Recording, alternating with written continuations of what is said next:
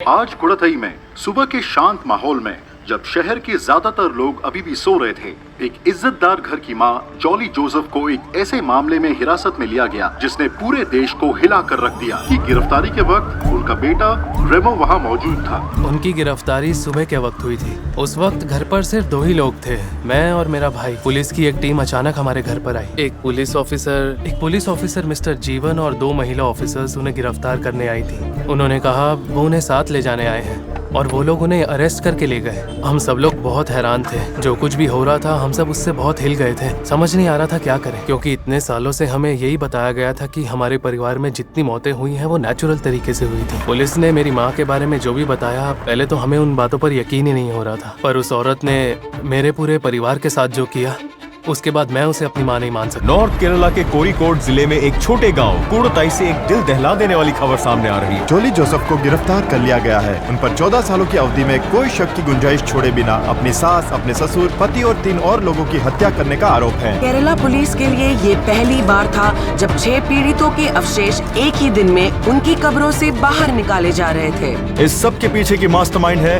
एक महिला जिसका नाम है जॉली जोसेफ। आखिर ये जॉली कौन है? अपने परिवार वालों और पड़ोसियों को बिना कुछ पता चले वो 6 हत्याएं करने में कैसे कामयाब हुई? इस मामले में मुख्य आरोपी jolly national institute of technology में एक लेक्चरर थी। जहाँ तक मेरी जानकारी है, जॉली के चर्च के साथ भी अच्छे ताल्लुकात थे। Many find it hard to believe that a woman known to be family-oriented, well-respected and liked could be a cold-blooded killer. 2019 में मैं कोलम डिस्ट्रिक्ट में सुपरिटेंडेंट ऑफ पुलिस के पद पर था। उसके बाद मेरा ट्रांसफर कोरिकोड में रूरल डिस्ट्रिक्ट के लिए सुपरिटेंडेंट ऑफ पुलिस पद पर हो गया। जब मैं कोरिकोड में पोस्टेड था, मेरे सामने थामरसेरी डिप्टी एसपी की भेजी हुई रिपोर्ट आई। रिपोर्ट रॉय के मौत के बारे में थी, जो पोनामट्टम हाउस में रहते थे। उनकी मौत 2011 में हुई थी। पोनामट्टम परिवार कुड़ाताई में रहने वाला एक जाना माना परिवार था। उस परिवार का सबसे बड़ा बेटा था रॉय थॉमस। एक शिकायत दर्ज कराई गई। शिकायत रॉय की बहन रेंजी और उनके छोटे भाई ने दर्ज कराई थी। रिपोर्ट में साफ साफ लिखा था कि रॉय की मौत साइनाइड के जहर से हुई थी। हालांकि इसका कोई जिक्र नहीं था कि उन्हें ये साइनाइड मिला कहां से, उन्होंने कैसे खाया या वो कौन सी परेशानियां थीं जिससे उन्होंने खुदकुशी की। इस तरह से मैं कुड़ाताई मामले के साथ जुड़ा और तभी से रॉय के केस में छानबीन करने की शुरुआत हुई। जहां तक आरोपी जॉली जोसेफ से पहली मुलाकात की बात है, वो क्राइम ब्रांच ऑफिस में हुई थी। उसकी गिरफ्तारी के बाद जब हमने उसे हिरासत में लिया, उसके बाद ही मैंने उससे पूछताछ शुरू की। शुरुआत में बहुत मुश्किलें आईं क्योंकि वो कुछ कहने को तैयार नहीं थी। हमने उसे सारे सबूत दिखाए, उसके बाद ही उसने अपना मुंह खोलना शुरू किया और अपने सारे गुनाह कबूल किए। क्या और भी कोई गिरफ्तार होगा?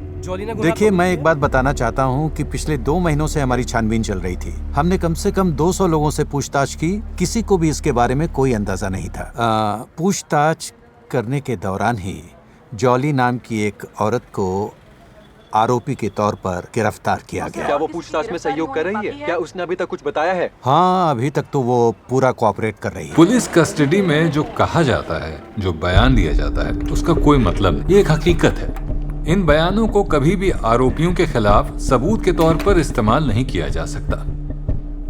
ऐसे बयान को चाहे प्रोसिक्यूशन लेकर आए या डिफेंस लेकर आए, ऐसे कबूलनामे या बयान की कोई कानूनी वैधता नहीं होती। चार्जशीट में ये नहीं बताया गया कि असल में क्या हुआ था, पर उस बात को ही सच मान लिया गया। पहली ही पूछताछ के दौरान जॉली ने जो सबसे अहम बात मुझसे कही वो ये थी कि मैंने ये गुनाह नहीं किया। इस खबर ने पूरे इंडिया में तहलका मचा दिया है। जो अपनी हाई लेवल के एजुकेशन और रोजगार के लिए जाना जाता है, अब इस अजीबोगरीब केस के लिए सुर्खियों में है। जॉली को कोई न कोई मानसिक बीमारी जरूर रही होगी। उस औरत के साथ कुछ तो बहुत गलत था। अगर हमारे सूत्रों की माने तो जॉली एक सेक्स रैकेट के साथ भी जुड़ी थी। सबसे अहम सवाल तो कोई पूछ ही नहीं रहा था। जॉली जोसेफ कौन थी और ऐसी क्या बात थी जिसकी वजह से वो ये सब करने पर मजबूर हुई?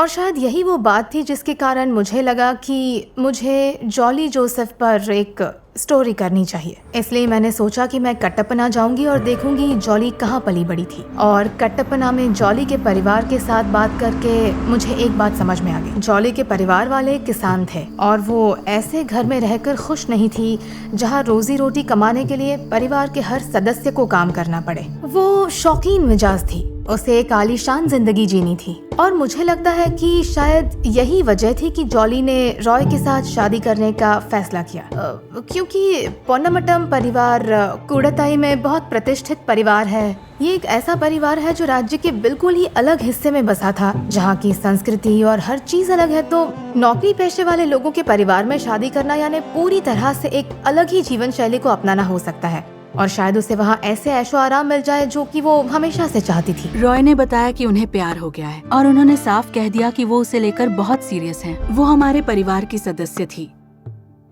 इसीलिए मेरे पापा उनके इस रिश्ते से बिल्कुल खुश नहीं थे।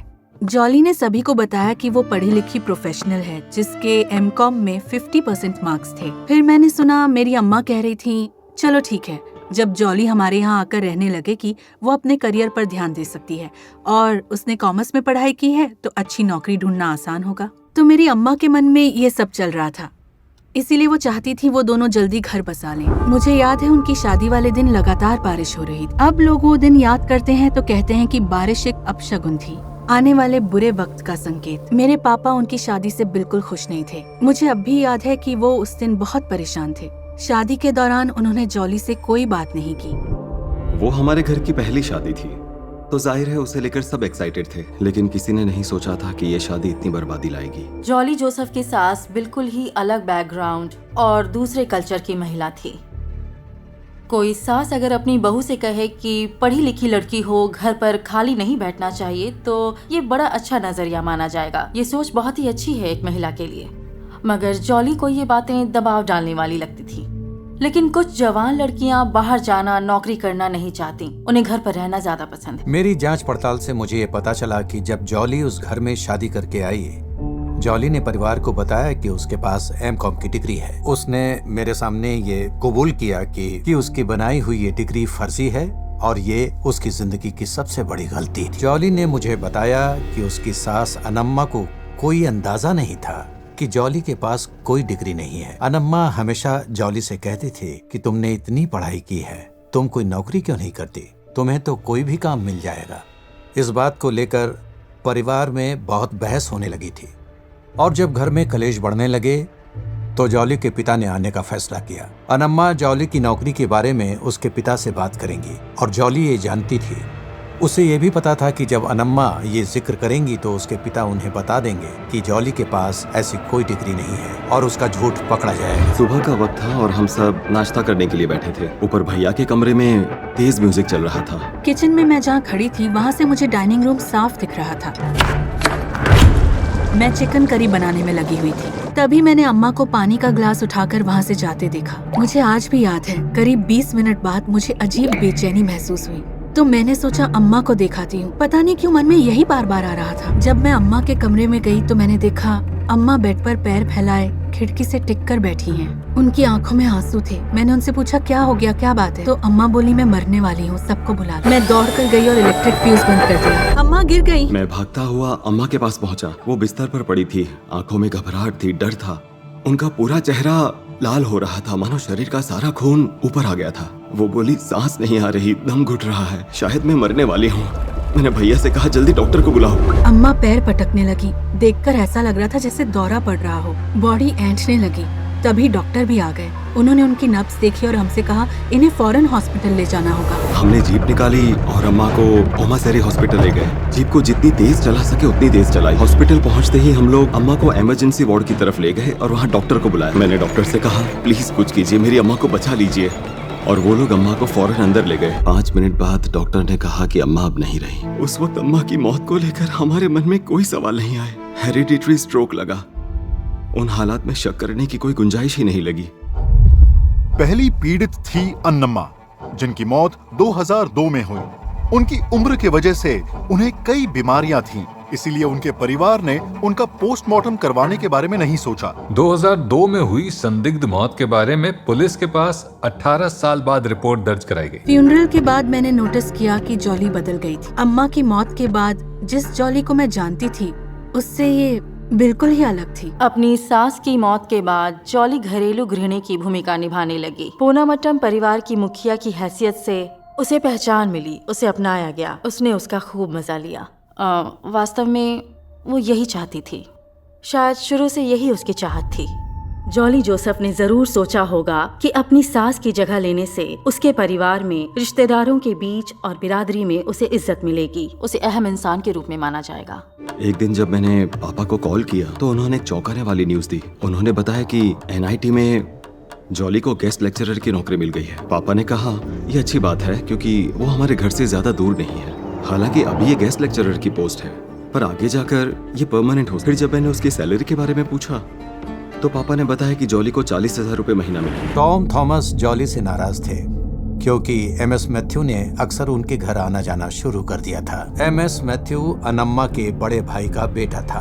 मैथ्यू एक गोल्ड शॉप में सेल्समैन के तौर पे काम करता था और जॉली का अच्छा दोस्त बन गया था। मैथ्यू कब कब घर आता था उसके बारे में टॉम को पूरी जानकारी थी।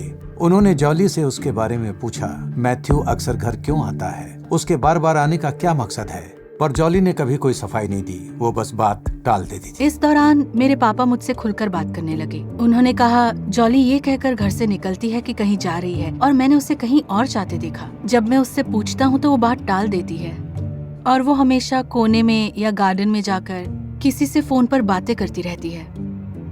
मेरे पापा बहुत परेशान थे, उन्हें समझ नहीं आ रहा था कि आखिर चल क्या रहा है। हर शाम को कॉफी पीने के बाद टॉम को एक कैप्सूल खाने की आदत थी। वो एक तरह की मशरूम कैप्सूल थी। उस शाम वो जॉली ही थी जिसने टॉम को उनकी कैप्सूल दी थी। जैसे ही टॉम ने वो कैप्सूल खाई, उन्हें घबराहट और बेचैनी होनी शुरू हो गई। वो अचानक बेहोश होकर वॉश बेसिन के पास फर्श पर गिर गए, पर जॉली बिना उनकी मदद किए रूम से चल और दरवाजा बंद कर दिया। फिर जॉली ने पड़ोसियों को बुलाया जो उन्हें एक ऑटो रिक्शा में बिठाकर हॉस्पिटल ले गए। हॉस्पिटल पहुंचने से पहले ही टॉम की मृत्यु हो गई। मेरे पापा को हॉस्पिटल पहुंचने में काफी वक्त लगा था, इसीलिए मैंने जॉली से पूछा इतनी देर कैसे लग गई। तो जॉली ने कहा रेंजी कार की चाबियां नहीं मिल रही थी, इसीलिए वक्त लग गया। सबने ये मान लिया कि रॉय के पिता टॉम की मौत दिल के दौरे से हुई। इसे दिल का दौरा बताकर बॉडी की ऑटोप्सी रोकने में जॉली कामयाब रही और बॉडी को घर पर लाया गया। जब ये सब चल रहा था तो मैंने देखा कि जॉली और MS मैथ्यू साइड में खड़े होकर कुछ बात कर रहे थे। मैंने अपने भाई से पूछा इन दोनों के बीच में क्या चल रहा है, ये दोनों हमसे दूर खड़े होकर क्या बातें कर। जिस पर मेरे भाई ने बताया कि इन दोनों के बीच कैश का लेन देन है, शायद वही बात होगी। इस केस के अगले शिकार थे टॉम थॉमस, जिनकी मौत 2008 में हुई थी। इस मामले में पहली 2 मौतों के बीच में 6 साल का अंतर था, पर क्योंकि इस मामले में पहली और दूसरी हत्याओं के बीच इतना अंतर था कि परिवार वालों के लिए इनमें किसी किस्म की शंका होना बहुत मुश्किल था, क्योंकि इनमें गैर मामूली कुछ भी नहीं था। और जिस तरह इस जहर का इस्तेमाल किया गया है उसकी वजह से शरीर पर कोई भी चोट या कोई संकेत दिखाई नहीं दे रहा था और इस वजह से ऐसा लगता है कि वो एक हत्या ही थी। मुझे याद है पापा को दफनाने के दौरान जॉली फूट फूट कर रो रही थी, खासकर आखिर में जब बॉडी को कब्र के अंदर रखा जा रहा था। टॉम और अनम्मा के बाद पोनमट्टम परिवार में अगली मौत 2 साल तक नहीं हुई। इससे जॉली को मौका मिला कि वो किसी के दिमाग में अपने लिए शक पैदा ना होने दे और पड़ोसियों और शहर के लोगों में अपने लिए विश्वास कायम करे। फिर बाद में पता चला रॉय का बिजनेस संकट में था। वो वैसा नहीं चल रहा था जैसी उम्मीद थी। उनके पास पैसों की कमी होने, रॉय के पास कमाई का कोई और जरिया नहीं था और ये एक समस्या बन गई। मैथ्यू के साथ जॉली के अफेयर के बारे में रॉय को पूरी जानकारी थी। रॉय ने गुस्से से उसके और मैथ्यू के रिश्ते के बारे में सवाल किए। उसने पूछा वो ये रिश्ता क्यों रखना चाहती है। जॉली ने सोचा होगा कि अब इस शादी में रहने का कोई फायदा नहीं। 30 सितंबर 2011 को जॉली ने दोनों बच्चों को बहुत जल्दी खाना खिला दिया और उन्हें ऊपर के कमरे में ले जाकर सुला दिया। फिर करीब 8 बजे वो दोबारा नीचे आई, किचन में गई और उसने रॉय के डिनर के लिए चावल और चने की सब्जी पकाई। जब रॉय घर लौटा तो पहले फर्स्ट फ्लोर पर गया। उसने दोनों बच्चों से मजाक में पूछा तुम लोग सोने का नाटक क्यों कर रहे हो। फिर वो नीचे आया। रॉय ने खाना खाया और खाते ही उसे बेचैनी महसूस होने लगी। वो सीधे बाथरूम की तरफ भागा। जॉली ने मुझे बताया कि रॉय दोपहर 3 बजे घर लौटे और चावल और चने की सब्जी खाई और फिर रात को उनका कुछ खाने का मन नहीं कर रहा था, इसीलिए वो ऑमलेट बनाने किचन में गई। तब रॉय बाथरूम में थे। बाद में बाथरूम का दरवाजा खटखटाया तो उन्होंने नहीं खोला। रॉय उधर मर रहा होगा जब जॉली ने मुझे कॉल किया। मैं यहीं बैठा था। उसने कहा रॉय दरवाजा नहीं खोल रहा। उसने मुझसे आने को कहा और मदद मांगी। मैं फौरन उनके घर की तरफ भागा। रॉय मुझे फर्श पर पड़ा मिला और उसके मुंह से झाग निकल रहा था। तब तक रॉय के अंकल मैथ्यू भी वहां पहुंच गए थे। हम जल्दी से उसे हॉस्पिटल ले गए, लेकिन उन्होंने बताया कि रॉय की हालत गंभीर है और बचने की उम्मीद नहीं है। 11 बजे मुझे एक फोन आया, मेरा भाई रॉय अब नहीं रहा। रॉय की मौत से अंकल मैथ्यू के दिमाग में शक पैदा हुआ। उन्होंने जोर दिया कि रॉय का पोस्टमार्टम करवाया जाए। उस पर जॉली ने बहस की, अब तो वो जा चुका है, पोस्टमार्टम करवाने की क्या जरूरत है। बहरहाल बार बार मैथ्यू के जोर देने पर ये मामला उठाया गया और उनके जोर देने पर ही पोस्टमार्टम करवाया गया। जिस डॉक्टर ने उस दिन रॉय का पोस्टमार्टम किया, उसने रिपोर्ट में साफ साफ लिखा कि मौत साइनाइड के कारण हुई। जॉली ने हमसे कहा कि रॉय के ऊपर लाखों का कर्ज चढ़ गया था और इसी वजह से उन्होंने खुदकुशी कर ली। रॉय की मौत के बाद उसी परिवार के 3 सदस्यों की मौत इसी भयानक तरीके से हुई थी। ये बड़ी हैरानी की बात है कि बाकी सदस्य इससे सतर्क कैसे नहीं हुए। उस वक्त इतने खतरनाक संकेतों को कैसे नजरअंदाज किया गया और फिर इतने शॉकिंग और सबसे दर्दनाक, दिल दहलाने वाली अगली मौतों को रोकने के लिए कुछ किया क्यों नहीं गया। टॉक्सिकोलॉजी का एक सिद्धांत है, जब आपको मौत के मामले में साइनाइड का सामना करना पड़े तो सबसे पहले शक हत्या पर जाना चाहिए, चाहे इसके बारे में कोई कुछ भी कहे। रिश्तेदार या आसपास के लोग कह सकते हैं कि ये एक हादसा है या खुदकुशी है, पर पहले हत्या की जांच की जानी चाहिए, उसके बाद आप खुदकुशी की जांच कर सकते हैं। सच तो ये है, पुलिस ने मामले के इस पहलू को पूरी तरह से नजरअंदाज कर दिया और इसलिए वो कोई एक्शन लेने में नाकाम रहे। जब वो छानबीन के लिए रॉय के घर गए तो जॉली ने उनसे कहा होगा कि ये खुदकुशी है और आपको यहाँ से वापस चले जाना चाहिए। आमतौर पर पुलिस को उम्मीद भी नहीं होगी कि एक हाउसवाइफ अपने ही परिवार में ऐसा अपराध कर सकती है, खासकर इस परिवार की। जॉली के लिए ये मददगार साबित हुआ। आमतौर पर साइनाइड जहर का असर दिल के दौरे की नकल कर सकता है। अगर यह जहर काफी ज्यादा मात्रा में दिया जाए या फिर निगल लिया जाए तो उसका असर ठीक उसी प्रकार से होगा। हालांकि केरला जैसी जगह में साइनाइड कानूनी तौर पे हासिल करना बिल्कुल नामुमकिन हो। तो मान लीजिए अगर किसी को साइनाइड चाहिए तो उसके लिए उसे पहले लाइसेंस लेना होगा। मिसाल के तौर पर सुनार सोना पॉलिश करने के लिए साइनाइड के सॉल्ट्स का इस्तेमाल करते हैं। अब कोई इंसान जो हत्या करना चाहता है उसके पास इतना सब्र नहीं होता कि वो साइनाइड ढूंढे और उसे साइनाइड मिल भी जाए। अब जैसा मैंने कहा, जॉली के लिए साइनाइड हासिल करना बहुत ही ज्यादा मुश्किल काम रहा होगा। मतलब अगर वो उसे मिल भी गया तो कैसे मिला होगा और इस काम में किसने उसकी मदद की होगी। जिस दिन रॉय की मौत हुई थी वो मंजेडिल मैथ्यू ही थे जिन्होंने बॉडी को पोस्टमार्टम के लिए भेजने की मांग की थी। पोस्टमार्टम के बाद भी मैथ्यू लोगों से कहते रहे, मुझे नहीं पता कि क्या बात है लेकिन कुछ गड़बड़ है। रॉय ऐसे कैसे मर सकता है, मुझे ये बात हजम नहीं हुई। लेकिन इसके साथ ही उन्होंने जॉली से संपर्क बनाए रखा और अक्सर उसके घर आते जाते रहे और इस तरह मंजेडिल को पता चला कि जॉली का एमएस मैथ्यू के साथ अफेयर चल रहा था। उन्होंने जॉली को चेतावनी देते हुए कहा उसे मैथ्यू के साथ संबंध नहीं बढ़ाना चाहिए, पर जॉली को यह बात पसंद नहीं है। एक दिन शाम को करीब 5:30 या 6 बजे मुझे अचानक जॉली का कॉल आया। हम मंजाडिल अंकल को कुन्योमोन अच्चायन कहते थे। उसने कहा कुन्योमोन अच्चायन नहीं रहे। मैंने कहा कुन्योमोन अच्चायन नहीं रहे? मैं अभी दोपहर में 2 घंटे पहले ही उनसे बात कर रही थी। हाँ रेंजी, कुन्योमोन अच्चायन की मौत हो गई, मैं उन्हें हॉस्पिटल लेकर आई थी। अभी भी मैं हॉस्पिटल से बात कर रही हूँ। मैथ्यू की मौत 2014 में हुई थी, बिल्कुल उन्हीं हालातों में जिस तरह पिछली 3 मौतें हुई। मैथ्यू के बॉडी पर भी कोई चोट का निशान नहीं था। जब हमने आस पड़ोस के लोगों से और पुलिस से पूछताछ की तो पुलिस ने हमें बताया मैथ्यू जॉली के लिए खतरा बनने लगे थे और इसीलिए जॉली ने तय किया कि मैथ्यू को भी रास्ते से हटा देना बेहतर होगा। जब आप इन 6 हत्याओं को देखते हैं तो समझ सकते हैं कि 2002 से 2019 तक 17 सालों के लंबे अरसे के दौरान ये हत्याएं की गई। अनम्मा की हत्या से आखिरी हत्या तक उनके बीच का अंतराल धीरे धीरे कम हो रहा था। पहले अंतर 6 साल का था और फिर 5 साल का हुआ, फिर घटकर 2 साल का रह गया। जॉली की नजर शाजू पे गई जो उसका दूसरा पति होने वाला था। वो सबसे कहा करती थी अगर मेरा पति शाजू जैसा हो तो शायद मैं बहुत खुश रहूंगी। शाजू रॉय का चचेरा भाई था। जॉली को यकीन था कि शाजू उसकी सारी जरूरतों का ख्याल रख सकता है। उसके पास स्कूल टीचर की अच्छी खासी नौकरी थी, वो अच्छा कमाता था और जॉली कोई और जिम्मेदारी नहीं उठाना चाहती थी। शाजू के 2 बच्चे थे, बड़े का नाम एबल और दूसरी थी एल्फाइन। पर शाजू से शादी करने के लिए जॉली को सिली से छुटकारा पाना जरूरी था। उसने अपने पति, सास ससुर और फिर अपने पति के अंकल को भी मार डाला और उस पर किसी को शक नहीं हुआ। अब वो अगले जुर्म की तैयारी में थी। 1 मई 2014 को शाजू के घर पर एबल का पहला होली कम्युनियन था। सब लोग शाजू के यहाँ लंच पर जमा थे।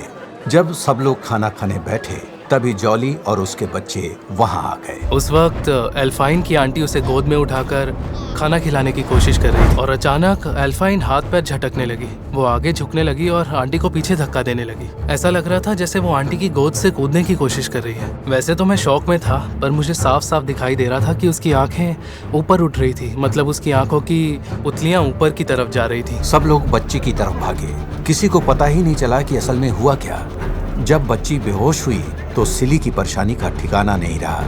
वो सदमे में चली गई। लोग जल्दी से उसे ओमेसरी हॉस्पिटल ले गए, जहां दोपहर को उन लोगों ने बताया बच्ची की हालत बहुत खराब है और उसे वेंटिलेटर पर रखा है। उस वक्त परिवार को लगा कि एल्फाइन के गले में खाना अटक गया, लेकिन जब ये पता चला कि 2 साल की बच्ची को जहर दिया गया, ये दिल दहलाने वाला था। जॉली सिर्फ औरत ही नहीं, एक माँ भी थी।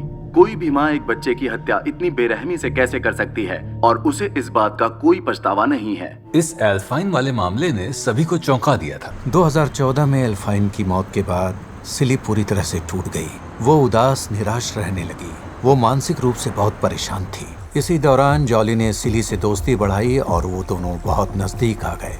जल्द ही सिली जॉली को उसके और शाजू के बारे में सब कुछ बताने लगी। उसने जिक्र किया कि उन्हें एक और बच्चा चाहिए और बात में उसने ये भी कहा कि उन्हें एक और बेटी चाहिए। तभी जॉली ने अचानक सिली से कहा, मेरे ससुर अक्सर ये कैप्सूल लिया करते थे। जॉली ने सिली को ये कहकर मशरूम कैप्सूल खरीदने के लिए राजी कर लिया कि ये सेहत के लिए बहुत अच्छी है और खास तौर पर थकान और उदासी में इससे बहुत राहत मिलती है। इस मामले में आखिरी शिकार सिली थी, जो शाजू की पत्नी थी। शाजू की पत्नी की मौत उस वक्त हुई जब वो तामरासेरी में एक डेंटल हॉस्पिटल या डेंटल क्लिनिक के रिसेप्शन में इंतजार कर रही थी।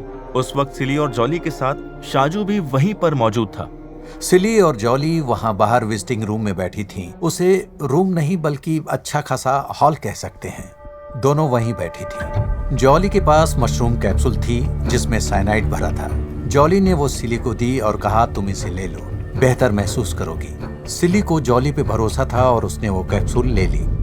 कैप्सूल खाते ही उसकी बॉडी को झटके लगने लगे और वो उसी वक्त पीछे की तरफ गिर गई। सिली के गुजरने के बाद सिली को जिस हॉस्पिटल में भर्ती किया गया था, वहाँ के डॉक्टर्स ने मुझसे कहा कि उन लोगों ने पोस्टमार्टम करने पर जोर डाला था, पर उसके बावजूद शाजू ने पोस्टमार्टम करवाने से साफ इनकार कर दिया।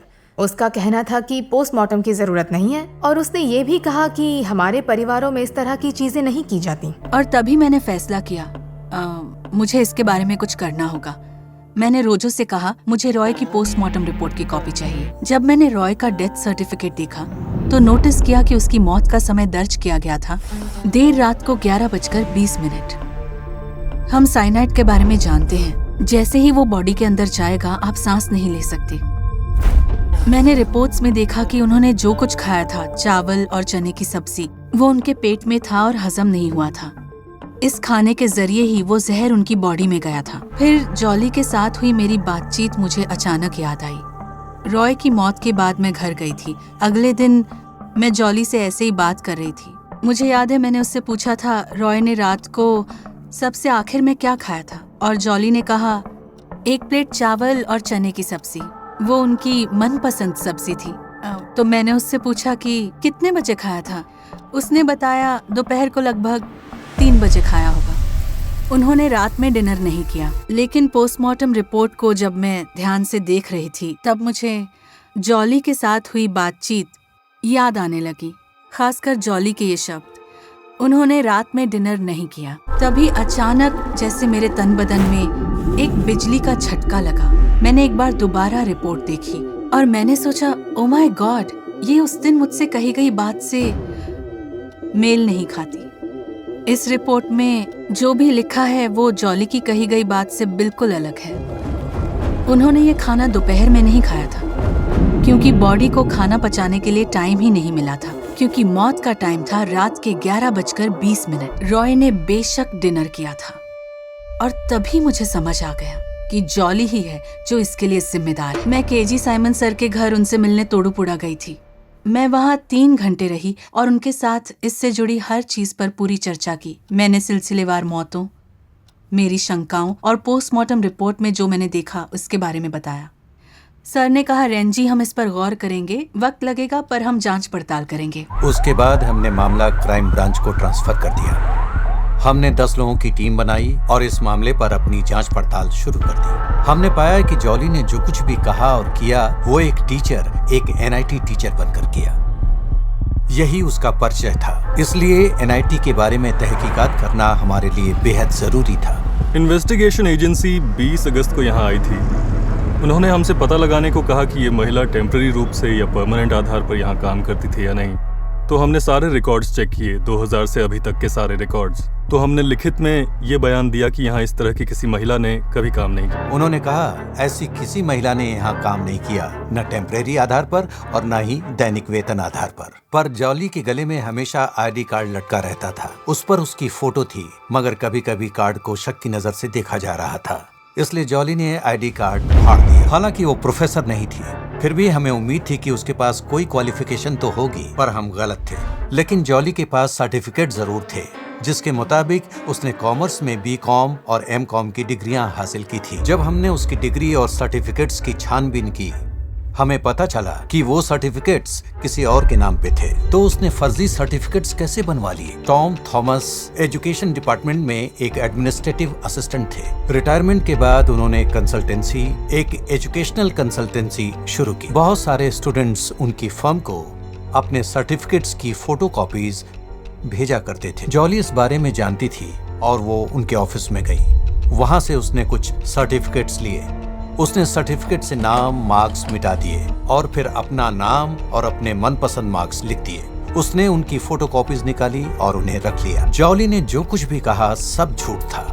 हमारी तहकीकात के दौरान हमें जानकारी मिली कि जॉली ने सिर्फ 12th पास की थी। ये बहुत अहम जानकारी थी। क्राइम ब्रांच शुक्रवार को कब्र खोदेगी और कुर्ताई में इन 6 लोगों की रहस्यमयी मौतों की फोरेंसिक जांच करेगी और इसके लिए पुलिस ने जिला अधिकारियों से पहले ही अनुमति ले ली है। कुड़ाताई से एक चौंकाने वाली खबर सामने आ रही है। 2002 और 2016 के बीच पूनामट्टम के एक परिवार के 6 लोगों की खौफनाक हत्या होने का संदेह किया जा रहा है। सारे टीवी चैनल्स पर हमारा घर दिखाया जा रहा था। वो कह रहे थे कि वहाँ पर 6 मौतें हुई हैं। ये खबर जंगल की आग की तरह फैल गई। मेरे दोस्त फोन करके पूछने लगे, रेमो तुम्हारे घर में क्या चल रहा है? मैंने कहा मुझे कोई आइडिया नहीं है क्या चल रहा है। जब 6 साल बाद आप किसी बॉडी को खोदकर बाहर निकालते हैं तो इसकी कोई गारंटी नहीं है कि आपको उसमें साइनाइड का कोई अंश मिलेगा। आप बस उम्मीद कर सकते हैं। केसेस की इस सीरीज में निश्चित रूप से केमिकल एनालिसिस की प्रॉब्लम तो होने ही वाली। अब हमें 5 और बॉडीज की जांच करके साइनाइड की मौजूदगी साबित करनी है और इनमें से कुछ बॉडीज तो 1 दशक से भी ज्यादा वक्त से कब्र में दफन थी। मेरे ख्याल से सच कहें तो मिट्टी में गल रहे या फिर गल चुके अवशेषों में से साइनाइड ढूंढने की कोशिश करना भूसे के ढेर में सुई ढूंढने जैसा होगा। आज सुबह जॉली जोसेफ को कुड़ाताई में उनके घर से गिरफ्तार किया गया और पुलिस कस्टडी में लिया गया। उस पर अपने पति रॉय की हत्या का औपचारिक रूप से आरोप लगाया जाएगा, लेकिन बाकी 5 मौतों के लिए भी वो शक के घेरे में है। पावर हासिल करने के लिए अपनी सास, जायदाद पाने के लिए अपने ससुर, उसके रिश्ते पर सवाल उठाने के लिए अपने पति, उसकी गतिविधियों पर नजर रखने के लिए अंकल मैथ्यू, शाजू से शादी करने के लिए उसकी पत्नी और बेटी एल्फाइन की हत्या कर दी। अब सवाल ये है कि क्या इन हत्याओं की मास्टरमाइंड जॉली है? अदालत ने जॉली को इस महीने की 16 तारीख तक 6 दिनों के लिए पुलिस हिरासत में भेज दिया है और इस दौरान वो उससे पूछताछ करेंगे और शायद इससे इस केस के सबसे बड़े सवाल का जवाब मिलेगा कि क्या ये सब जॉली ने अकेले किया। जॉली ने मुझसे कहा कि उसने अखबार में पढ़ा था एक बहुत ही विषैले जहरीले पदार्थ के बारे में जो तुरंत असर करता है। इस जहर को साइनाइड कहा जाता था और ये सुनारों को आसानी से मिल जाता था जो सोने के जेवर बनाते हैं। अब MS मैथ्यू सोने के जेवर बेचने के कारोबार में था। वो काफी दिनों से वहाँ सेल्समैन की नौकरी करता था। इस बात को ध्यान में रखते हुए जॉली ने मैथ्यू से दोस्ती कर ली थी। इसके बाद उसने मैथ्यू से साइनाइड मांगा, ये कहते हुए कि उसे एक आवारा कुत्ते को मारना है जो घर में घुस आता है। एक कर्मचारी प्राजी कुमार मैथ्यू के साथ जेवर की उसी दुकान में काम करता था। वो एक सुनार था और मैथ्यू के साथ उसके बहुत अच्छे संबंध थे। वो प्राजी कुमार ही था जिसने मैथ्यू को साइनाइड दिया था। मैथ्यू को अदालत में अपना पक्ष बताने, सफाई देने का मौका दिया गया। उसके पास अदालत को बताने का मौका था कि वो बेकसूर था और 6 हत्याओं से उसका कुछ लेना देना नहीं था। जब उससे पूछा गया कि क्या उसे कुछ कहना है तो उसने इनकार कर दिया। जॉली और उसके साथियों के पुलिस हिरासत में होने के साथ KG साइमन का मामला ठोस सबूत की कमी के होने के कारण पेचीदा हो गया है। इसमें कोई शक नहीं कि इन हत्याओं में इस्तेमाल किए गए साइनाइड का पता चलने से उनका मामला ज्यादा मजबूत हो जाएगा। इस मामले के दौरान सबूत जमा करना बहुत चुनौती भरा था, क्योंकि हम जहाँ भी जॉली को लेकर जाते वहाँ मीडिया की भीड़ लग जाती, हर कोई सवाल जवाब करता। फिर हम जॉली को पूनामट्टम हाउस ले गए। देख के अच्छा लग रहा था, सबूत खुद ब खुद हमारे हाथ लगने लगे। कुड़ाताई सीरियल मर्डर केस में एक महत्वपूर्ण मोड़ आया है। कल रात पुलिस को पूनामट्टम हाउस में ठोस सबूत के तौर पर एक पाउडर से भरी बोतल मिली जो साइनाइड हो सकता है। ऑनरेबल कोर्ट के प्रति पूरे सम्मान और प्रोसिक्यूशन के प्रति पूरे सम्मान के साथ एक बचाव पक्ष के वकील के रूप में मेरे लिए ये मानना मुश्किल है कि इतने सालों के बाद उनके घर में ऐसे सामान का बरामद होना, वहां पर पाया जाना, ये बात मेरी कल्पना से परे है। मैंने जब भी पुलिस ऑफिसर से बात की, उन्होंने मुझे सीधे जवाब कभी नहीं दिए, जिससे मुझे लगा कि पुलिस की जांच में अब भी कुछ बाकी है। पुलिस की कहानी में कुछ लूप होल्स या नुक्स हैं जिन पर कभी सवाल नहीं उठाए गए, और शायद यही वो वजह है कि इस केस के सवालों के जवाब अब तक नहीं मिल पाए। जहाँ तक जॉली के मामले की बात है, ये वाकई 263 गवाहों के साथ 6 मामले वाला केस है। अगर हमें हर मामले के लिए अलग सुनवाई करनी होती, जैसा कि होना चाहिए, तो पहले मामले की सुनवाई में कम से कम 1 साल लग जाएगा। आगे के मामलों में भी यही सिलसिला रहेगा, इसलिए 6 मामलों का निपटारा करने में 6 साल लगेंगे। इस मामले में आगे की कार्यवाही अदालत में अब भी जारी है। रिटायरमेंट के बाद मुझे दूसरे केसेस लेने के लिए बहुत प्रस्ताव मिले, पर मैंने वो सब ठुकरा दिए क्योंकि मुझे अपने परिवार के साथ वक्त बिताना था और उनकी देखभाल करनी थी, जो मैं कर रहा हूँ। रेमो, क्या इन सब के पीछे सिर्फ तुम्हारी माँ का ही हाथ है या कोई और भी है? आई एम सॉरी, मैं अभी आपको कुछ नहीं बता सकता। ये सब अभी खत्म नहीं हुआ है। हम सब फैसले का इंतजार कर रहे हैं और हम सब सच जानना चाहते हैं। आप भी जानना चाहते हैं ना? ये सब जो भी हो रहा है, मैं उससे परेशान नहीं हो सकता। मुझ पर जिम्मेदारियां हैं, मुझे अपने छोटे भाई का ख्याल रखना है, उसके साथ रहना है। इसलिए मुझे ये सब पीछे छोड़कर आगे बढ़ना होगा और एक नई शुरुआत करनी होगी। मैं बस इतना कहना चाहती हूँ, चाहे 17 साल लगे या 25 साल, जीत सच की ही होगी। मैं वेटिंग रूम में इंतजार कर रही थी, फिर जॉली आई। उसके साथ बहुत सारे पुलिस वाले भी थे। जब उसने मुझे देखा, उसके चेहरे के हाव भाव में कोई फर्क नहीं दिखा, लेकिन सच कहूँ तो मुझे इस औरत के लिए कुछ महसूस नहीं हुआ। मैंने उससे कहा, देखो तुम बार बार रेमो को कॉल करना बंद करो, वो परेशान हो जाता है। मैं ये जानती हूँ क्योंकि मैंने उसे तुम पर चिल्लाते हुए सुना है। तुम हमेशा उसे कॉल करती हो और कहती हो, देखो मुझे कैसे सजा दे रहे हैं, देखना मैं यहाँ से बाहर आऊंगी, अगर तुम्हें लगता है मैंने कुछ गलत किया है तो मुझे सबूत दिखाओ। तुम ऐसा ही करती रही तो वो और परेशान हो जाएगा। इसीलिए आखिरी बार समझा रही हूँ कि तुम ये सब बंद करो। मैंने उससे कहा, रेमो को सबसे ज्यादा परेशान करने वाली बात ये है कि तुमने जो किया उसका तुम्हें रत्ती भर भी पछतावा नहीं है। तुमने जो किया उसकी गंभीरता तुम अब भी नहीं समझी हो। इसका बच्चों और परिवार पर क्या असर पड़ा है तुम नहीं जानती। इन बच्चों को वो कभी नहीं मिला जो उन्हें अपनी माँ से मिलना चाहिए था। तुम्हारी वजह से वो इस दर्दनाक समय से गुजर रहे हैं और मैं नहीं चाहती कि ऐसा कुछ हो। मैं ये मानती हूँ कि तुम ही हो जिसने उन्हें जन्म दिया है, मैं इससे इनकार नहीं करती। मैं हमेशा तुम्हें उनकी माँ के रूप में देखती हूँ और मुझे पता है कि बच्चे भी ऐसा ही करेंगे। पर फिलहाल वो बहुत ही मुश्किल दौर से गुजर रहे हैं और मेरे होते हुए मैं उन्हें और दर्द नहीं सहने दूंगी। अब वो मेरे बच्चे हैं, मैं उन्हें अपने बच्चों की तरह पालूंगी। हमारी बुआ ने जो हमारे लिए किया है, हम उसे शब्दों में बयां नहीं कर सकते, कभी भी नहीं। जितना उन्होंने हमें प्यार दिया, हमारी देखभाल की, ये हमारी कल्पना से परे है। वो इंसान जो हमारे घर में इतना ऊंचा ओहदा रखती थी, जो नौकरों की फौज और बेशुमार संपत्ति के बीच इतनी शान से रहती थी, उसे अब 10 पुलिस ऑफिसर्स के साथ ले जाया जा रहा है। उससे बात करते हुए ना चाहते हुए भी मुझे दया आ गई। मैं सोचती रही इस औरत ने खुद को किस मुसीबत में डाल दिया। जॉली अपने बनाए जाल में खुद ही फंस गई थी। जब मैंने उससे पूछा, तुमने ये सब क्यों किया? बस हो गया, ये जवाब दिया उसने, बस हो गया। तुमने पूरे होशो हवास में और जानबूझकर इन 6 लोगों की जान ली, एक नन्ही बच्ची तक को भी नहीं छोड़ा तुमने, और अब कह रही हो बस हो गया। ऐसा इसीलिए क्योंकि मेरा अपराधी का दिमाग है, मैं चीजें छुपाने में बहुत माहिर हूँ। ये था उसका जवाब। फिर जब हमारी बात खत्म हुई, उसने मुझसे कहा, पता है, बाइबल में कहा गया है, भले ही हमने कितने भी पाप किए हों, ईश्वर हमें हमेशा माफ कर देता है और मुझे भी माफी मिल जाएगी। मैंने कहा, हाँ, ईश्वर तुम्हें माफ कर देगा क्योंकि ईश्वर सबको माफ कर देता है।